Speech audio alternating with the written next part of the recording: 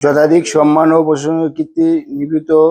এই যে আমি মোহাম্মদ রানা, পিতা মোহাম্মদ আবুল হোসেন, মাতা মোহাম্মদ রাহেলা বেগম, এই খানপুর সর্দারপাড়া থানা, নারায়ণগঞ্জ সদর জেলা, পথে এই 18/3/2026 ইংরেজি তারিখ আমি সচ্চা থানায় আসিয়া এই মর্মে আপনার বরাবর অধিকার করেছি যে আজ থেকে আমি কোনো মাদক ব্যবসার সাথে লিপ্ত হব না এবং মাদক সেবক করিব না। এলাকায় সামাজিক সহবাস করিব।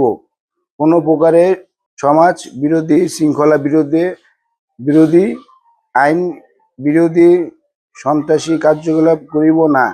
আজ থেকে প্রতিদিন থানায় আসিয়া আপনার নিকট এক বেলা হাজিরা দিব। আমি আরো অধিক করছি যে আজকের পর থেকে যদি আমার বিরুদ্ধে কোনো প্রকারের মাদক ব্যবসা বা মাদক সেবক এলাকায় আইন বিরোধী কোনো প্রকারের অভিযোগ পাওয়া যায় তাহলে আমি আইন আমলে আসিতে ব্যর্থ থাকিব। এই অথে আকুতি মিনতি আমাকে ভালো হওয়ার এক সুন্দরভাবে জীবনযাপন করার সুযোগ আপনার সহায়মুখী হয়, গানের সহায়মুখী হয় এবং স্যার। আসসালামু আলাইকুম প্রিয় এলাকাবাসী। আজকে আমাদের সদর থানা, নারায়ণগঞ্জ সদর মডেল থানার বসবাসকারী একজন মাদক ব্যবসায়ী, তার নাম রানা, তারপর খানপুর সর্দারপাড়া তার বাড়ি। আজকে আমার থানায় একটি দরখাস্ত নিয়ে হাজির হন যে সে আর মাদক ব্যবসা করবেন না এবং সুস্থ স্বাভাবিক জীবনে ফিরে আসবেন। গত এই মাসের 7 তারিখে রানার বাড়িতে আমরা একটি মাদক বিরোধী একটা অভিযান চালাই। অভিযান চালাইতে যে আমরা রানা পালিয়ে যায়, তো রানার একটা মোটরসাইকেল আমরা নিয়ে আসি। সেই পরবর্তী থেকে রানাকে আমরা গ্রেপ্তার করার জন্য আমরা সকল চেষ্টা অব্যাহত থাকি।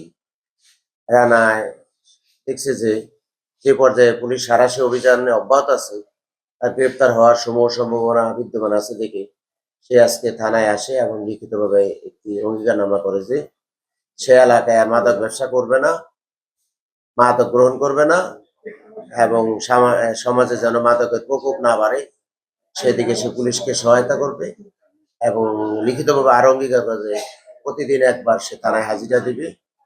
বাংলাদেশ পুলিশ যেহেতু একটি সেবাধর্মী প্রতিষ্ঠান, আসলে কেউ যদি খারাপ কাজ, অনৈতিক কাজ, সমাজ বিরোধী, রাষ্ট্রের যেটা ক্ষতি হয় সেগুলি ছেড়ে যদি সমাজে পুনর্বাসিত হতে চায়, সবার সাথে একযোগে কাজ করতে চায়, সেই বিষয়ে বাংলাদেশ পুলিশ তাদের সাধুবাদ জানায়। এই রানাকেও আমরা মাদক ছাড়ার যে একটা উদ্যোগ নিয়েছে, এই প্রথম নারায়ণগঞ্জ সদর মডেল থানায় অনেক মাদক ব্যবসায়ী আছে রানার মতো। রানায় এই মাদক ব্যবসা ছেড়ে বিকল্প ব্যবসা পুনর্বাসিত হয়ে সমাজে সুস্থ স্বাভাবিক জীবনযাপন করার জন্য যে সমাজে ফিরে এসেছে, থানায় এসেছে, তার জন্য সাধুবাদ। এই বিষয়টা আমি তাৎক্ষণিকভাবে জেনে মাননীয় সুযোগ্য পুলিশ সুপার নারায়ণগঞ্জ মহোদয়কে অবহিত করি এবং তিনিও এটা অ্যাপ্রিসিয়েট করেছেন যে কেউ যদি থানায় এসে মাদক ব্যবসা ছেড়ে বিকল্প ব্যবসায় গ্রহণ করবে, সমাজ থেকে অনাচার অনৈতিক কাজ দূর করবে। কারণ আপনারা জেনে থাকবেন এই মাদকের কারণে এলাকায় চুরি, ছিনতাই, ডাকাতি, খারাপ ধরনের কাজ বেড়ে চলছে এবং সকল অপরাধের মূল কারণ হলো মাদক। আর যারা মাদক ব্যবসায়ী এই সমাজের জন্য একটি বোঝা, রাষ্ট্রের জন্য একটি ক্ষতিকর দিকে যুব সমাজ নষ্ট হয়ে যাচ্ছে। তাই আমরা আপনাদের ইলেকট্রনিক এবং প্রিন্ট মিডিয়ার মাধ্যমে দেশবাসীকে মেসেজ দিতে চাচ্ছি, নারায়ণগঞ্জ জেলা একটি ব্যতিক্রমধর্মী জেলা বাংলাদেশের মধ্যে, জনবহুল এলাকা। সেই এলাকায় মাদকের প্রকোপ যাতে না বাড়ে, যারা এই মাদক ব্যবসা করছেন, মাদক ব্যবসা শেল্টার দিচ্ছেন, তারা সবাই সাবধান হয়ে যান, এই মাদক ব্যবসা ছেড়ে দেন। রাষ্ট্রের মাধ্যমে আমরা বিকল্প কর্মসংস্থানের ব্যবস্থা করে আপনাদের পুনর্বাসিত করব। সমাজটা যেন একটি সুন্দর, পরিষ্কার, পরিচ্ছন্ন থাকে। কারণ আমরা যে ঘরটাতে বসবাস করি, আমরা কেউ চাই না সেই ঘরটা একটা ময়লা আবর্জনায় পরিণত হোক। আর সমাজেও যারা এই ময়লা আবর্জনা মাদক ব্যবসায়ী, তাদেরকেও আমরা পরিষ্কার পরিচ্ছন্ন করে ফেলবো। সমাজে যারা বিত্তবান আছেন তাদেরকে এতে বিকল্প ব্যবস্থা করবো, আমি সাহায্য প্রার্থনা করব। আর যারা সমাজ হিতৈষী, সমাজকর্মী, এনজিও কর্মী, সাংবাদিক কর্মী, তাদের কাছে আমি চাবো গলিতে গলিতে, ওয়ার্ডে যারা মাদক ব্যবসায়ী করে আমাদেরকে সহায়তা করেন, তথ্য দিন।